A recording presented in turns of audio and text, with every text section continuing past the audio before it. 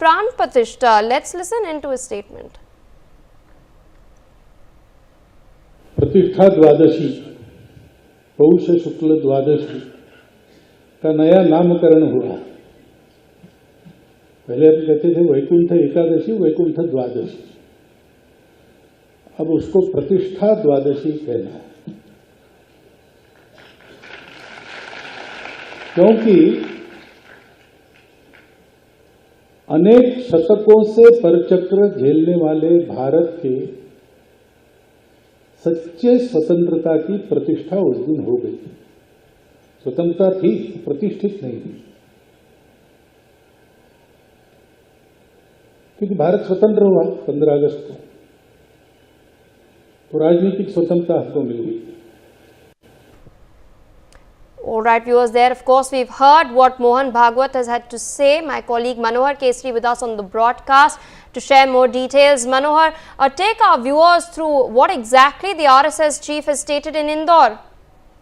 देखिए, बिल्कुल आरएसएस प्रमुख मोहन भागवत ने स्वतंत्रता को लेकर के एक नई बहस छेड़ दी है।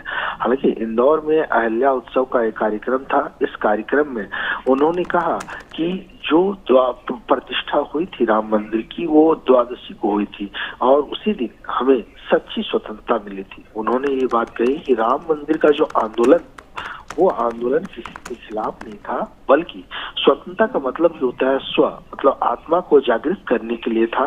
और यही वजह है कि जब प्राण प्रतिष्ठा 22 जनवरी 2024 को हुई तो देश में शांतिपूर्ण हुई, किसी तरह का विवाद नहीं हुआ और ये एक तरह से एकजुटता और हमारी संस्कृति का प्रतीक है। साथ ही साथ उन्होंने कहा कि 15 अगस्त की जहां तक बात है तो 15 अगस्त को तो अब आप देखिए सदियों से विदेशी आक्रमणकर्ता हमारे ऊपर जो है सो आक्रमण करते आए, हम उनसे पीड़ित रहे हैं, लेकिन वो 15 अगस्त को जो मिला वो हमारी राजनीतिक स्वतंत्रता थी। हम अपना भाग्य निर्धारण कर सकते थे, भाग्य निर्माता बन सकते थे, हम उसमें आगे बढ़े। लेकिन जब आत्मा की बात होती है, जब सच्ची स्वतंत्रता की बात होती है, तो राम प्राण प्रतिष्ठा के दिन यानी 22 जनवरी 2024 को मिली है। जी।